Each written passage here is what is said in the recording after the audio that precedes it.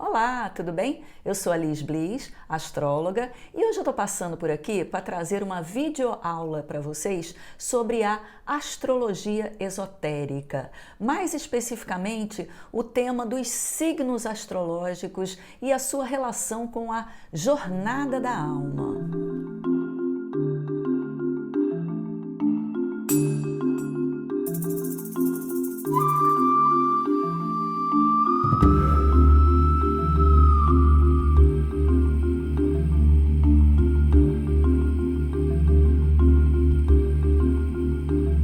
A astrologia de abordagem esotérica, ela oferece informações astrológicas para aqueles que estão aspirando uma vida de autoconhecimento e de propósitos espirituais.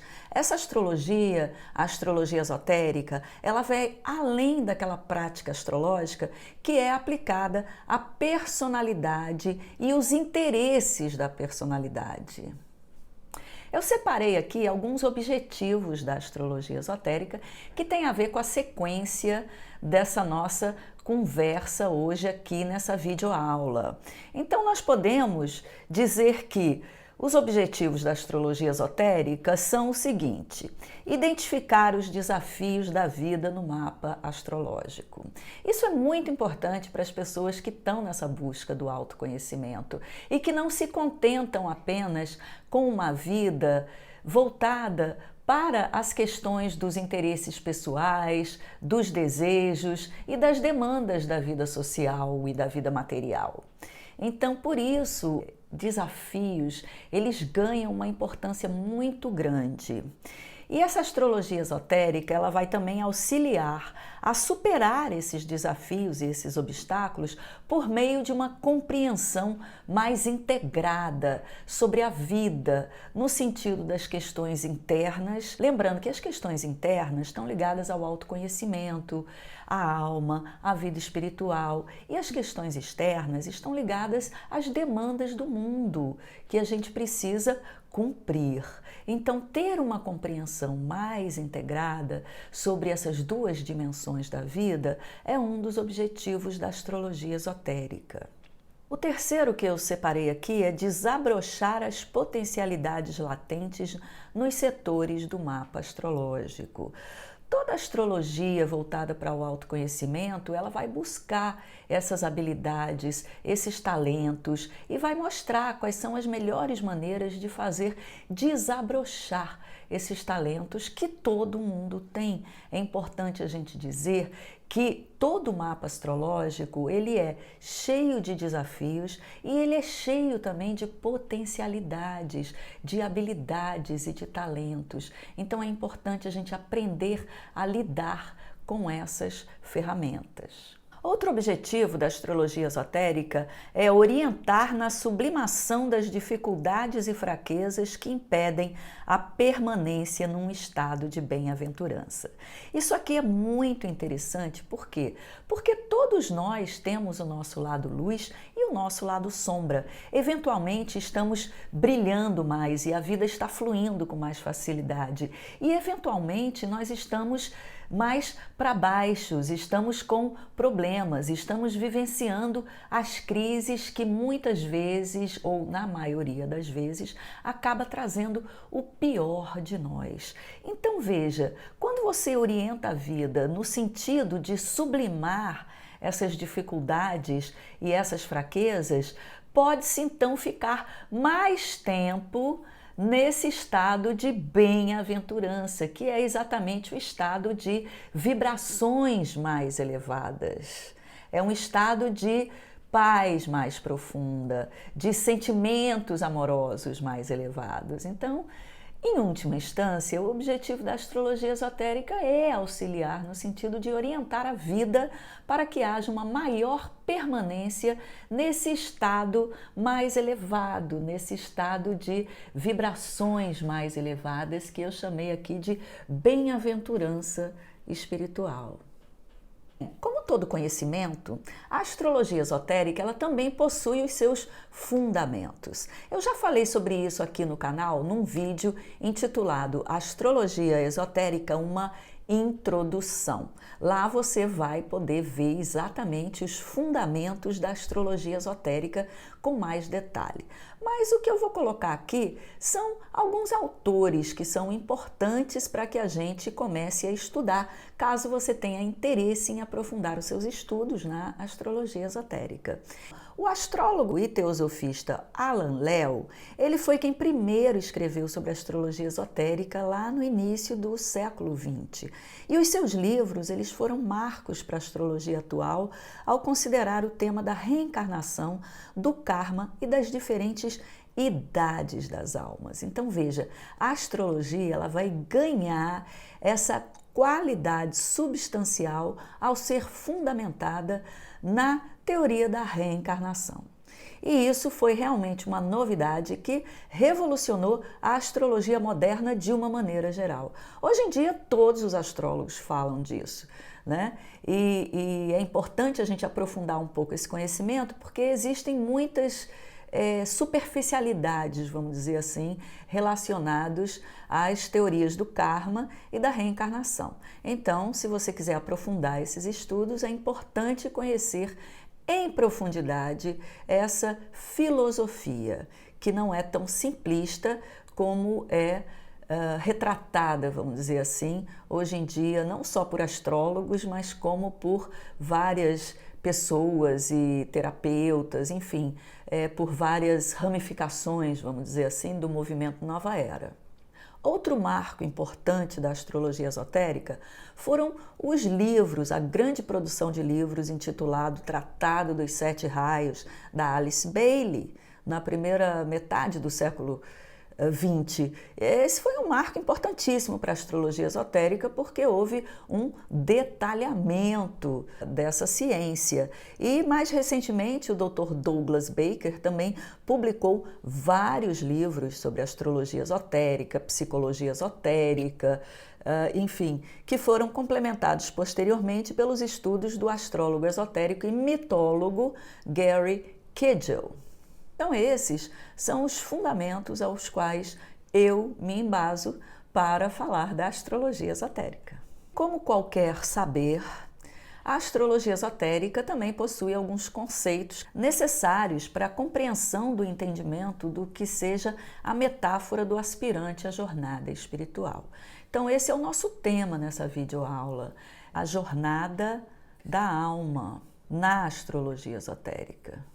E o primeiro desses conceitos se refere aos estados da consciência e às suas associações com a roda zodiacal, ou seja, os planos físico, emocional, mental e espiritual. E sobre isso tem uma videoaula aqui no canal intitulada Os Estados da Consciência, que você pode acessar. E nessa videoaula eu aprofundei esse tema, então por isso eu não vou entrar em profundidades. Eu vou deixar na descrição aqui o vídeo. A compreensão acerca dos diferentes estados de consciência, ela torna-se chave para a astrologia esotérica, pois auxiliam nas práticas de meditação e na observação diária, visando o autoconhecimento, de maneira que podemos nos tornar mais conscientes acerca dos nossos hábitos, das nossas emoções, dos nossos pensamentos, para uma maior integração da alma com a personalidade. Então, a astrologia esotérica, ela vai nos informar sobre esses desafios, mas a compreensão desses desafios vai depender da maneira como a pessoa, no seu dia a dia, faz o seu trabalho espiritual interno, ou seja, de observação dessas dificuldades, autoobservação dos talentos, como reage a determinadas situações na vida. Então, a astrologia ela vai ajudar a colocar uma luz sobre esses temas. No entanto, é preciso que a pessoa faça o seu trabalho no dia a dia. Então, a astrologia esotérica ela não vai fazer nenhuma mágica, no sentido de mudar a vida da pessoa para que haja uma orientação espiritual. Isso é feito aos poucos e é feito com esforço pessoal. O mapa astrológico ele é um sistema de orientação no processo de autoconhecimento, mas a jornada espiritual ela é pessoal. As práticas dos estudos, da meditação e da autoobservação são intransferíveis e devem ser contínuos. Então, o mapa astrológico, na perspectiva esotérica, é um instrumento de auxílio na prática da vida oculta ou vida espiritual, cujos efeitos se desdobram na melhoria da vida cotidiana e, sobretudo, nas relações. Então, veja, quando a gente vive de acordo com os nossos talentos, com os nossos dons, quando a gente vive uma vida de autoobservação e busca essa melhoria interna, é claro que isso vai refletir na vida externa, vai refletir nas relações e a vida vai fluir com mais facilidade. Aqui a gente aplica aquela frase que diz o seguinte: buscai primeiro o reino dos céus e o resto vem por acréscimo. E na perspectiva esotérica, o reino dos céus está dentro da gente. E é exatamente essa busca interna desse reino dos céus que trata a astrologia esotérica nas suas orientações. E quando isso é feito de uma maneira sincera e profunda, obviamente que isso vai ter uma repercussão na vida como um todo. E a vida vai melhorar no sentido qualitativo. O segundo conceito é o de iniciação. Essa é uma palavra muito em voga no movimento Nova Era, nas várias linhas e ramificações terapêuticas, místicas e espirituais, mas a iniciação de que se trata a astrologia esotérica, ela é interna. Não é uma iniciação de um final de semana, que você vai fazer um curso de iniciação em astrologia esotérica e vai já estar iniciado. Não é isso. A astrologia esotérica, enquanto essa ferramenta, enquanto esse sistema de orientação para o autoconhecimento, é uma iniciação que ocorre nos planos internos da vida, do ser e da sua existência, a partir do momento em que a pessoa desperta para esse lado espiritual. Então, isso é uma questão interna, pessoal, intransferível. E de acordo com Alice Bailey, que foi quem tratou esse tema das iniciações na astrologia esotérica, as 3 iniciações elas estão relacionadas às 3 cruzes do zodíaco, que são os ritmos astrológicos. A primeira cruz, é a cruz mutável, que diz respeito exatamente a esse ritmo mutável. A segunda é a cruz fixa, associada ao ritmo fixo da vida. E a terceira é a cruz cardial, que tem a ver com o movimento de iniciar. Então, essa questão das cruzes na astrologia esotérica vem exatamente desse princípio do movimento cíclico do universo que a gente observa em tudo, no dia e na noite, na rotação da Terra, na rotação dos planetas no sistema solar, no movimento das galáxias, enfim, tudo no universo é cíclico e por isso a iniciação na perspectiva da astrologia esotérica está associada a esse movimento, aos ciclos e aos ritmos da vida interna. A primeira cruz ela está relacionada à experiência da personalidade. São os signos de Gêmeos, Virgem, Sagitário e Peixes. Então, essa primeira cruz ela está associada à primeira iniciação. É quando nós tomamos consciência das nossas experiências e começamos a observar mais atentamente a maneira como nós experienciamos a vida, como nós refletimos sobre todas as experiências que temos no plano da vida e da manifestação. Deixamos de ser, vamos dizer assim, autômatos, de apenas ser seres reativos à vida e começamos a ter uma maior consciência daquilo que estamos fazendo e das experiências que realizamos na vida.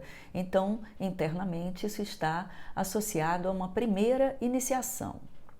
A segunda iniciação, ela diz respeito à intensidade dos conflitos da alma e também à consciência de grupo. Então, são os signos fixos de Touro, Leão, Escorpião e Aquário que trazem essa consciência dos conflitos. Quando tomamos consciência de que temos uma alma e uma personalidade, então ficamos mais alerta aos conflitos. São esses conflitos que vão gerar as crises, que vão nos fazer refletir intensamente sobre as experiências da vida e vamos querer, vamos dizer assim, sair dessas crises ao invés de ficar repetindo elas. Claro que podemos repetir as mesmas experiências a vida inteira, porque não aprendemos com ela. Quando nos tornamos mais conscientes, então paramos de repetir as experiências e aprendemos com as crises. Então essa é a segunda iniciação e é exatamente aqui, nessa segunda iniciação, que a astrologia ela se torna útil, porque ela vai nos informar sobre esses conflitos, sobre essas crises. A terceira iniciação diz respeito aos signos cardeais, de Áries, Câncer, Libra e Capricórnio. E aqui então é quando a consciência ela se renova constantemente. Então, a partir do aprendizado das crises, damos início a novos ciclos na vida que vão trazer novas experiências, que por sua vez vão gerar novas crises, que vão trazer novos aprendizados que vão ser superados e a vida vai se renovando. Então esse é o ciclo da vida. Nessa terceira iniciação, então, a vida passa a ser uma penetração perpétua e deslumbrante do desconhecido. Então é aqui onde nós realmente mergulhamos na nossa alma e onde partimos realmente para fazer a jornada espiritual ou a jornada da alma. Embora essa sequência ela seja apresentada como uma sequência evolutiva, as iniciações ou começos não estão relacionados ao tempo, como conhecemos, o tempo linear e sucessivo. Ao contrário, a experiência vivida sugere que a maioria de nós trabalha nas 3 áreas associadas às cruzes em vários momentos da vida, de acordo com os diferentes ciclos de cada pessoa, até que haja síntese ou integração de algum aspecto da personalidade. Então veja, dependendo das experiências que nós temos com relação a alguma coisa, nós temos uma consciência dessa experiência, vamos dizer assim, uma relação de casamento, né? Começamos a observar essa experiência de uma forma mais intensa na vida. Começamos a perceber que repetimos os mesmos padrões na relação, que experimentamos os mesmos tipos de reação, que geram as mesmas situações constantemente. Então, começamos a perceber que estamos numa roda que se repete o tempo todo. Até que chega num momento em que a crise se torna necessária para que a gente possa, então, resolver essa questão, para que a gente possa dar um salto na vida. Então, passamos a ter uma consciência maior da crise e da intensidade. Obviamente que essa crise ela vai levar a um mergulho interno. Toda crise ela vai gerar a necessidade de abrir mão de alguma coisa, de desapegar, de perder, seja algo referente à própria personalidade ou seja algo referente à vida que está nos prendendo a uma situação.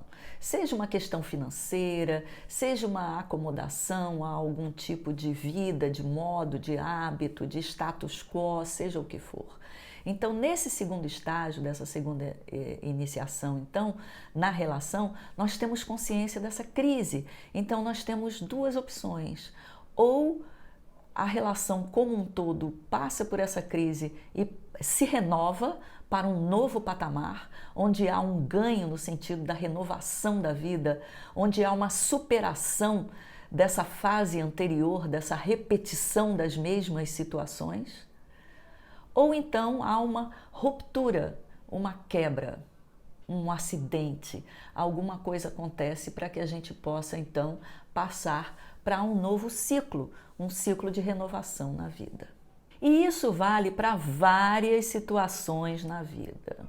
Então, temos algum tipo de experiência, essa experiência se repete, essa repetição começa a incomodar, vem uma crise, uma intensidade para que haja uma transformação e uma morte daquele padrão ou daquela situação para que a vida se renove, que a gente abra para as possibilidades da alma, que é a terceira iniciação, que diz respeito exatamente a isso, a fazer uma transição entre uma vida que é mais voltada para as questões do mundo material, para o status quo, para as demandas sociais, para uma vida mais qualitativa. Então essa é uma liberdade que nós temos, a liberdade de ter uma vida interna, de ter uma vida espiritual. Então, na medida em que vamos tendo as experiências na vida e essas experiências vão trazendo um equilíbrio estável com relação ao próprio autoconhecimento quanto às experiências, então nós podemos estar preparados para iniciar a grande jornada da alma que a literatura esotérica nos apresenta. Ocorre que a maioria de nós ainda não despertou para essa possibilidade. Isso, porém, não inviabiliza a aspiração para a jornada espiritual. Ao contrário, isso tem a ver com uma revolução silenciosa e simbólica de mudança interna de paradigmas e que favorece a humanidade como um todo. A maioria de nós ainda não despertou para essa possibilidade de que somos seres espirituais e de que podemos fazer a grande jornada da alma. No geral, nos acostumamos com a ideia de que somos pecadores, de que somos cheios de problemas, de que somos cheios de defeitos e muitas vezes queremos cultivar os nossos defeitos. Quando queremos fazer isso, significa que fazemos uma escolha por uma vida de maus hábitos, de vícios, enfim, e de apegos e acomodação no plano material. Acreditamos que não temos a capacidade de mudar, de que nascemos dessa maneira e de que vamos morrer dessa maneira. Só que isso não é verdade. Todos nós temos essa capacidade de mudar. E muitas vezes achar que é impossível mudar é o que atrasa a jornada da alma das pessoas. É o que faz com que as pessoas digam: eu tenho condição de superar essas questões internas que eu tenho, ou então, eu não acredito nisso, isso é impossível, isso só pode acontecer lá no Oriente, quando tem um guru que fica orientando e tal. Então, o que eu estou colocando aqui exatamente é que essa jornada da alma, ela é para todo mundo. E essas iniciações têm esses níveis e que quanto mais cedo a gente começar a ter consciência desses níveis das iniciações internas, mais a gente vai caminhando na direção da jornada da alma. E isso não é uma maratona no sentido de que, até eu morrer eu vou ter que me iluminar. Não existe isso. Por quê? Porque a gente trabalha nessa perspectiva das várias encarnações. Então, esse é um processo lento e inexorável. Nós vamos evoluir enquanto seres humanos. A questão é, quanto mais cedo a gente toma consciência desse processo, melhor essa caminhada é feita. E mais a gente consegue também, de certa forma, apressar esse processo e também evitar tantas crises e tantos problemas, para a nossa vida, ou seja, evitar o sofrimento. Então essa é uma questão fundamental. Quando a gente assume essa possibilidade de fazer a jornada da alma, na verdade o que a gente está fazendo com a nossa alma é construir a possibilidade de evitar mais sofrimentos na vida e ter uma vida mais plena, uma vida de paz, uma vida mais amorosa. Tem que passar por crises para isso acontecer? Tem. As crises e os conflitos fazem parte dos processos, fazem parte da segunda iniciação e todo mundo passa pelas crises para poder evoluir.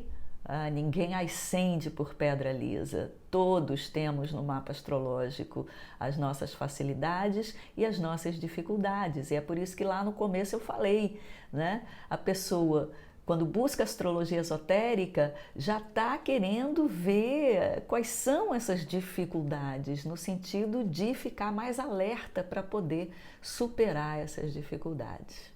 Quando eu digo que isso é uma revolução silenciosa, essa é a verdadeira revolução, é a única revolução que pode mudar a humanidade, porque quando a gente se transforma internamente, essa transformação interna, ela vai emanando, ela leva essas vibrações para toda a humanidade. E quando uma só pessoa se eleva um pouco mais e consegue, vamos dizer assim, melhorar enquanto ser humano, isso é uma contribuição para toda a humanidade. Por isso que é uma revolução silenciosa. Você não precisa ir gritar nas ruas que está fazendo isso, mas fazendo essa revolução interna ajuda a melhorar o mundo externo. É um processo lento, é um processo que, vamos dizer assim, não engrandece o ego ou a personalidade, porque é um processo silencioso, mas se você é uma pessoa que tem um ativismo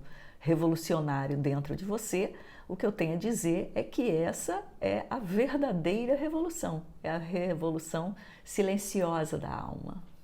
O terceiro conceito, ele diz respeito exatamente às regências esotéricas dos signos.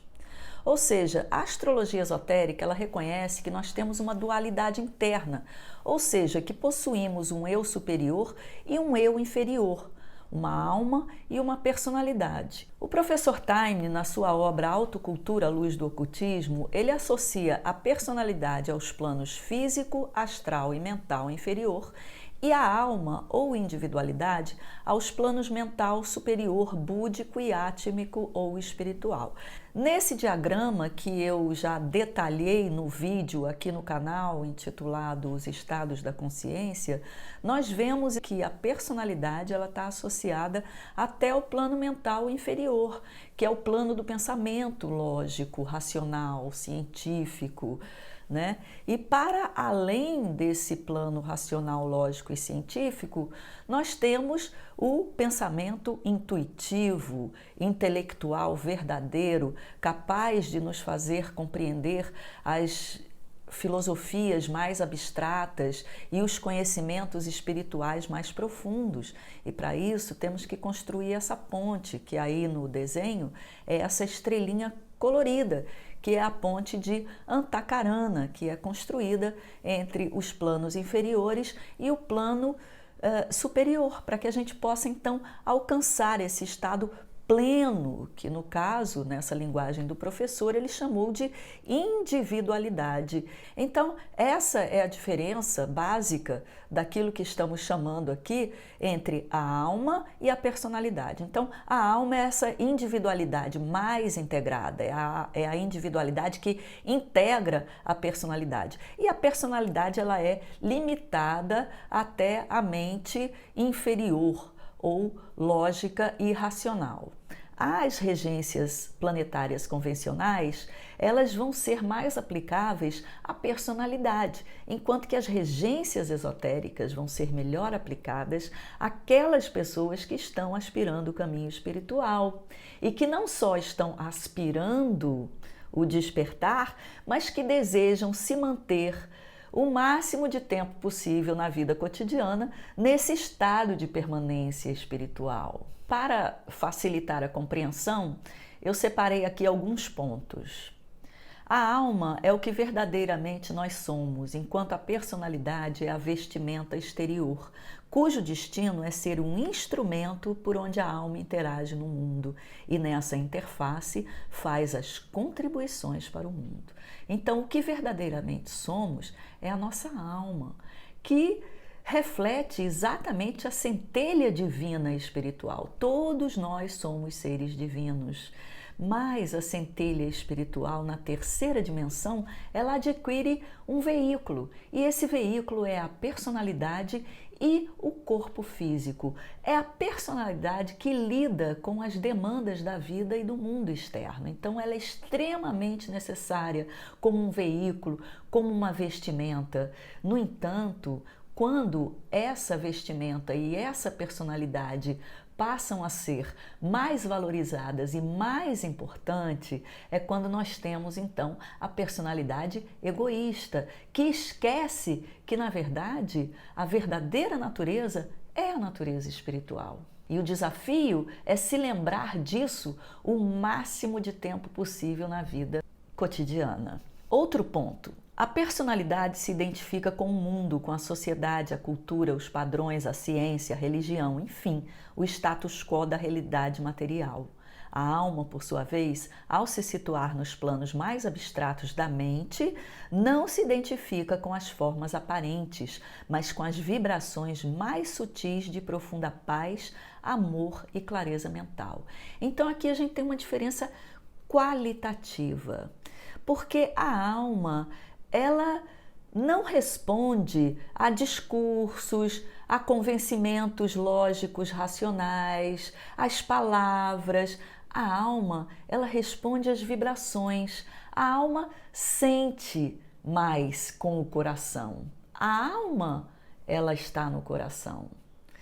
E ela vai responder melhor às vibrações. Então não adianta o convencimento. O convencimento, ele arrasta a mente e arrasta a personalidade com os seus conflitos internos. Mas a alma, ela é atraída pelas vibrações. Outro ponto, quanto mais desenvolvemos a nossa consciência abstrata e a nossa intuição intelectual, mais nos aproximamos da vizinhança da alma, que na literatura esotérica chama-se Buddhimanas, que por sua vez vai refletir o espírito. Ou seja, o desenvolvimento da mente é fundamental para o conhecimento da alma e a filosofia é o caminho. Então, quando a gente trata dos estados da consciência, a gente vai ver que existe uma ponte entre a mente racional, lógica, inferior, com a mente superior. Então essa mente superior, ela é mais abstrata, refinada e sutil, porque ela está mais em contato com a alma e com o espírito. Esse é um processo de conexão abstrata com a sutileza da vida. E isso pode ser desenvolvido através dos estudos filosóficos elevados, através da meditação, através do serviço espiritual.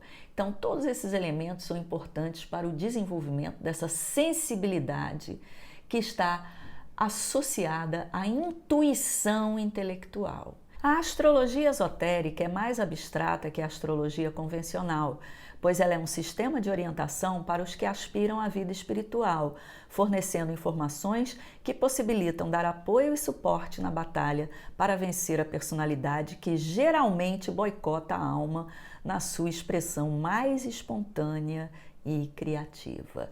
Então, a astrologia esotérica, ela está diretamente ligada e fundamentada na filosofia esotérica. É um conhecimento que requer dedicação diária aos estudos esotéricos, né? E não é só encher a mente e a cabeça de informação, não é por aí. Se não houver o estudo junto com a meditação, não há uma absorção. Se não houver uma autoobservação de si mesmo diariamente, não há uma aplicação ou um sentido e até uma funcionalidade para esses conhecimentos teóricos. Eles só são importantes na medida em que eles realmente ajudam na transformação interna. E isso só pode ser feito a partir do autoconhecimento e da autoobservação e da meditação. Então veja que é um composto, né, de várias coisas para a busca desse conhecimento. São essas informações que dão suporte nessa batalha para vencer a personalidade. E é muito importante que fique bem claro que a função da personalidade é boicotar os propósitos e a intenção da alma. Então precisamos estar muito alertas, porque quanto mais a gente caminha na direção do autoconhecimento e da transformação espiritual e dessa revolução silenciosa, mais o mundo vai fazer com que a personalidade atue no sentido de boicotar esse processo de busca espiritual. Buscar esse equilíbrio, essa harmonia e essa caminhada no sentido de reconhecer que estamos vivendo o propósito da nossa alma e não as demandas do mundo externo, isso é realmente um desafio constante. É como caminhar no fio da navalha, como dizem algumas tradições. Então veja, voltando ao tema das regências esotéricas e da sua importância na orientação do mapa astrológico voltado para fortalecer os propósitos da alma frente aos desafios da personalidade, nós temos então as regências esotéricas que auxiliam na interpretação astrológica. Então, vocês podem observar aqui rapidamente nessa tabela que todos os signos têm suas regências convencionais e as suas regências esotéricas. E agora eu vou entrar mais profundamente no tema dos signos, na perspectiva da jornada da alma esotérica e a sua relação com as regências esotéricas. O signo de Áries tem como regente Marte e como regente esotérico Mercúrio. O seu mantra é: eu venho à frente e do plano mental eu governo com a minha expressão criativa. Áries é o signo que representa a vontade para iniciar aquilo que é melhor para a humanidade. Áries vai sempre buscar novos paradigmas e ideias e é um signo futurista que precisa ser muito forte porque a inércia da humanidade é muito grande para avançar. Áries, esotericamente, tem a ver com o correto uso da mente. Por isso que o seu regente superior ou esotérico é Mercúrio, porque é necessário o poder e o controle da mente, e não apenas a coragem e os impulsos de Marte para conseguir avançar no mundo. Então, na regência esotérica, o Marte deixa de ser aquele impulsivo que avança e passa a ser o planejador, aquele que reconhece a importância da mente para avançar de forma estratégica e planejada. Touro tem na sua regência o planeta Vênus e na regência esotérica o planeta Vulcano. Vulcano é um planeta que ainda não se materializou na terceira dimensão, mas que ele é considerado pela astrologia esotérica. E o mantra de Touro é: eu vejo e quando o olho está aberto, tudo ilumina. Touro representa o desejo de revelar para o mundo a luz da divindade, que está escondida na forma manifestada. Touro também é o signo da natureza, da revelação da beleza das formas, por meio dos padrões equilibrados, seja do agir, do falar ou do expressar a arte. A beleza, ela já existe no plano da manifestação e Touro vai representar a montagem das formas que expressam o belo, que já existe potencialmente por meio do terceiro olho. Touro é o signo do Buda e o seu regente esotérico, o planeta Vulcano, ele está associado à arte e à modelagem das formas. Vulcano na mitologia é o ferreiro, é aquele que modela as formas. Então, ele é o grande artesão e ele é casado com Vênus, que é a deusa da beleza e do amor. Então, o signo de Touro é de uma beleza que vai além das formas. É aquela capacidade de ver a beleza escondida na matéria, escondida na natureza. Gêmeos tem por regente Mercúrio e por regente esotérico Vênus. O seu mantra é: eu vejo o meu outro eu e na sua diminuição eu brilho e cresço. É dito que Gêmeos tem uma personalidade dual, que é horizontal. Mas na perspectiva esotérica, a dualidade ela muda para a dualidade entre a alma e a personalidade, ou seja, uma dualidade vertical. O signo da comunicação, esotericamente, se refere à comunicação vertical entre a personalidade e a alma. É a relação entre os pares de opostos e a construção de Antakarana, que é a ponte entre a personalidade e a alma, que precisa ser construída em 3 etapas: serviço à comunidade, estudo para o aperfeiçoamento da mente superior e a meditação. Aquietar a mente inferior é o maior desafio para Gêmeos e, no entanto, dos signos é o que mais precisa. Na regência esotérica, Vênus representa o mais alto grau do aprendizado, que é pensar com o coração e sentir com a mente. Vênus, então, vai ajudar a fazer essa ponte entre o coração e a mente, que é exatamente o sentido esotérico do signo de Gêmeos.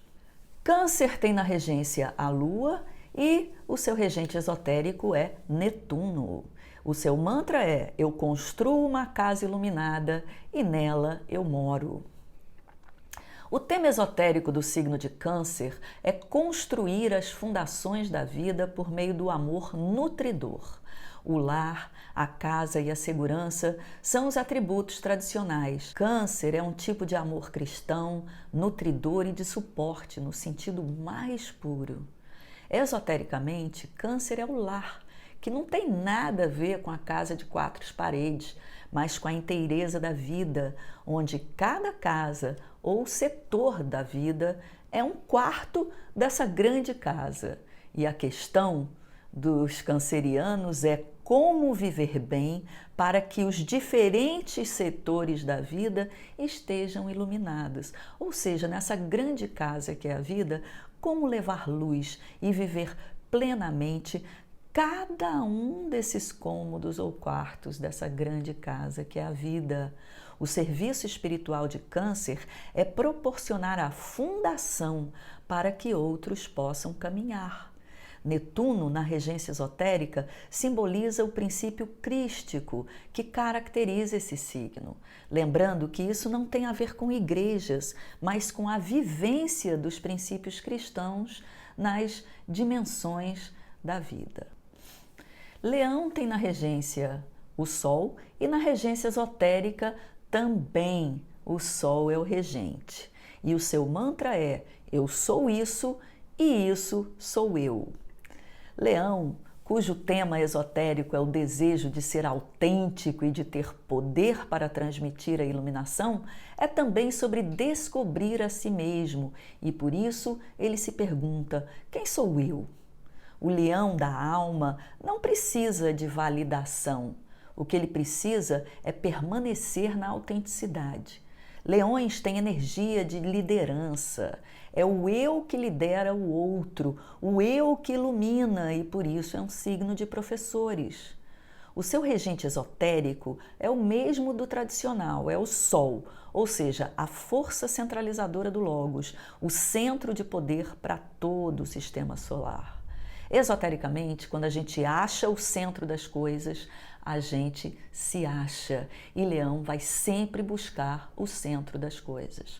Eu lembro que todos nós, na roda zodiacal, temos todos os signos. Então, a interpretação esotérica, ela vale para todas as pessoas, porque todos nós temos uma casa astrológica que está em um signo. Virgem tem na sua regência Mercúrio e na regência esotérica a Lua. O seu mantra é: eu sou a mãe e a criança, eu, Deus, materializo a mim. Em Virgem, o tema esotérico é a gestação do princípio espiritual no útero da substância, ou seja, no útero da matéria, que a gente conhece como Grande Mãe Universal. Nós vimos que a alma ela está encarnada nos 3 planos ou dimensões, no plano físico, emocional e mental. A consciência dessas 3 camadas é a personalidade. Na consciência de Virgem, a personalidade é vista como um grande útero, cujo princípio espiritual está na gestação deste útero. Quanto mais esse útero, que é a personalidade, tem atendimento, cuidado e é purificado, mais a alma pode nascer na forma para servir neste mundo. E isso tem a ver com a purificação da forma, para que a alma superior possa se expressar por essa forma. Virgem é o agente da boa forma para que a matéria possa suportar mais vida sagrada e se expressar no mundo. Virgem é um signo que está associado a essa grande mãe universal e é muito importante esclarecer o contexto cósmico do que seja essa grande mãe. E, para isso, partir do princípio fundamental da filosofia esotérica de que a existência é una, havendo apenas um ser, que é chamado de Deus, de Brahma, de Alá, de mente divina, de grande espírito e etc. Isso implica que não há separação entre esse Deus único e a criação, mas que o Deus é a criação em si. Quando Deus, isto é, a unidade, se torna muitos, antes se torna dois, ou seja, pai e mãe, Purusha e Mula Prakriti na linguagem hinduísta. O Pai Cósmico segura o profundo propósito e a vontade da criação, enquanto a Mãe Cósmica ou Grande Mãe segura a vibração das inteligências inatas a serem manifestadas no campo da criação. Todos os planos da consciência são da Mãe, assim como todas as inteligências. Virgem simboliza essa grande mãe que carrega o princípio espiritual, isto é, o Filho do Deus Pai, em todos os seres da criação. Daí o princípio da purificação, do perfeccionismo e do trabalho detalhado na gestação do princípio espiritual em nós, que é simbolizado exatamente pela regência esotérica da Lua, que passa a reger a maternidade da espiritualidade naquele que aspira à vida espiritual. Libra tem na sua regência o planeta Vênus e como regente esotérico Urano.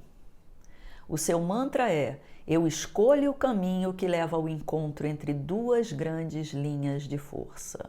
Libra é o signo que representa a justiça e o equilíbrio nos relacionamentos, e ele tem como tema esotérico a harmonização da dualidade pelo estabelecimento do relacionamento certo com tudo, com os interesses, com a natureza, com a carreira, os amigos e os objetos, pois o princípio do relacionamento é maior do que os relacionamentos interpessoais. Libra trata de achar o ajuste certo entre todas as coisas, e isso diz respeito aos relacionamentos externos e internos. Libra é o meio da balança, e nas dualidades que se apresentam, a escolha é o caminho do meio, como orienta o budismo, que é uma religião libriana. E nesse pesar e medir, Libra representa o ponto de retorno e de reversão da roda das encarnações para a ascensão da alma. O seu regente esotérico Urano representa essa radical orientação para cima do aspirante ao caminho espiritual. Então, Urano em Libra tem uma função fundamental, que é fazer exatamente girar essa roda da vida. A roda que está sempre girando para a personalidade, para o mundo externo, ela passa então a girar para o outro lado, e para isso precisa um movimento que é um movimento brusco mesmo, que Urano representa, e ao mesmo tempo um movimento que eleva a vida para um outro patamar, para um outro nível vibracional. Escorpião tem como regente moderno o planeta Plutão e como regente esotérico Marte, que é o mesmo regente da astrologia tradicional helenística. E o seu mantra é: guerreiro ou guerreira eu sou, e da batalha eu saio triunfante. Escorpião é o signo das provações necessárias para provar e testar o aspirante, se ele ou ela está realmente apto ou apta para a vida espiritual. Em Escorpião, quem aspira ao discipulado tem que transformar efetivamente os aspectos sombrios em si, provar que fez isso e fazer o trabalho duro de se manter acima das sombras da personalidade. Para isso, precisa saber quão fundo está disposto a ir dentro de si para encontrar a sombra e se render à luz. Esse signo rege a psicologia, sendo que no caminho espiritual o aspirante é o terapeuta e o cliente ao mesmo tempo, tirando as camadas e as roupagens da sua personalidade. Esse é um signo difícil e doloroso na jornada espiritual e, no entanto, é o mais rápido no processo evolutivo, representando por si só a segunda iniciação, quando o corpo astral ou emocional fica sob o controle da mente superior. O seu regente esotérico é o planeta Marte, porque simboliza a força que é necessária nessa empreitada de levar a luz aos aspectos da sombra que habitam as profundezas da psique. No signo de Sagitário, o seu regente é Júpiter e o seu regente esotérico é a Terra. Isso mesmo, o planeta Terra, onde habitamos, ele é considerado na astrologia esotérica. E no mapa astrológico, ele se situa do lado oposto do Sol, ou seja, a 180 graus na roda zodiacal. O seu mantra é: eu vejo o objetivo, eu alcanço a meta, então eu vejo o outro. Sagitário tem por tema esotérico a busca pelo significado e a aspiração para se esforçar na busca da visão espiritual. Ele é o arqueiro que lança as setas da aspiração e da visão, apontando para o caminho a seguir. Por isso, Sagitário rege a filosofia, a religião e as grandes viagens. A chave para este signo é ter um alvo estável, mas a curiosidade o faz apontar a seta em várias direções, e isso pode impedir que ele siga um caminho único. A seta precisa se tornar una com a alma que aspira à evolução, e assim o caminhante e a caminhada se tornam um só. Por isso, Sagitário é o signo que rege o caminho espiritual. Na regência esotérica deste signo, o planeta Terra significa o locus onde a caminhada espiritual ocorre, ou seja, na Terra, porque aqui encarnamos e aqui aprendemos as verdadeiras lições por meio das experiências até que a sabedoria possa ser alcançada. É na Terra que o animal se torna humano e é na Terra também que ele vai além, na direção da consciência espiritual. O signo de Capricórnio tem na sua regência Saturno e na regência esotérica Saturno também. O seu mantra é: perdido estou na luz celestial e ainda assim, estando na luz, eu me viro de costas. Esse mantra ele é muito lindo porque o Capricórnio, na sua caminhada espiritual ao topo da montanha, ele alcança o nirvana, vamos dizer assim, ou a bem-aventurança espiritual. Mas o que é que ele faz? Ele olha lá para baixo, para o vale, né? E vê o sofrimento das pessoas. Então, embora ele alcance a luz, ele se vira de costas no sentido de voltar para poder auxiliar a humanidade na sua caminhada espiritual. Capricórnio é o símbolo da montanha. Esse signo rege as estruturas hierárquicas em todas as dimensões e por isso ele é o símbolo da ambição, tanto na vida material como na vida espiritual. A montanha de quem está no caminho espiritual é a montanha da consciência, ou seja, a montanha interna que levanta a consciência para um lugar elevado internamente por meio das práticas, das técnicas, do serviço, dos estudos e da meditação.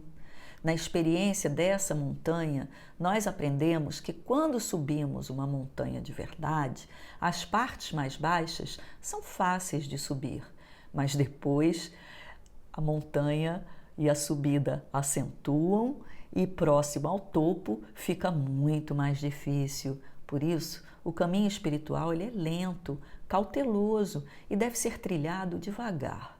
No último terço da vida, o propósito espiritual ele é mais forte, é o terceiro ato da vida. Subindo a montanha, podemos olhar para trás e reconhecer tudo o que foi realizado. E olhando para frente, podemos ver a montanha, cuja subida é mais inclinada, e por isso os excessos da vida têm que ser deixados para trás. Sejam eles relacionamentos, trabalhos, defeitos e vícios, por exemplo. Sendo o signo de todas as iniciações por excelência, a cada vida a montanha vai ficando mais alta. O discípulo, no topo da montanha, ele escuta o choro da humanidade, que vem lá da base da montanha, e assim ele retorna para melhorar a condição humana. Sendo por isso o signo do místico prático, e a sua regência esotérica é a mesma, é Saturno, que vai representar o esforço, a resiliência e a disciplina na subida dessa montanha espiritual. Aquário tem na sua regência moderna Urano e na regência esotérica Júpiter. O seu mantra é: água da vida eu sou, derramada adiante para os sedentos. O tema esotérico do signo de Aquário é o doador da vida através do reconhecimento da unidade subjacente à diversidade. Aquário, esotericamente, é o doador da vida através do reconhecimento da unidade subjacente à diversidade. Aquário está sempre na margem avançada da onda da vida, sentindo e visualizando o novo paradigma para trazer a humanidade, agregando assim as pessoas em grupos. É um signo progressivo e nós estamos agora num período de sobreposição de eras, vivendo na polaridade das eras de Peixes e da era de Aquário. E sobre isso tem um vídeo aqui no canal também, intitulado Entre as Eras de Peixes e Aquário, que aí eu aprofundo mais essa questão dessa sobreposição de eras que vivemos agora neste momento histórico, tá?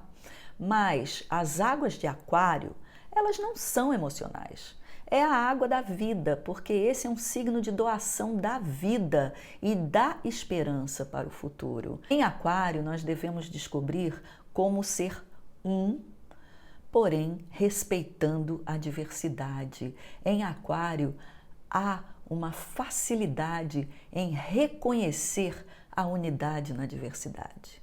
Daí a abertura de pensamento para a compreensão que os aquarianos têm de todas as tendências.